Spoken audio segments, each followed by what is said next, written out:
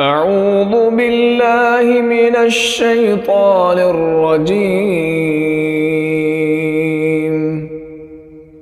بسم الله الرحمن الرحيم. القارعة ما القارعة وما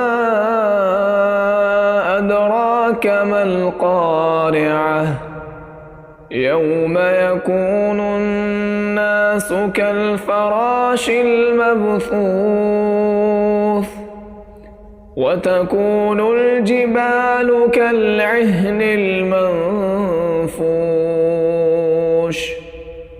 فأما من ثقلت موازينه فهو في عيشة راضية وأما من خفت موازينه فأمه هاوية وما أدراك ما هي نار حامية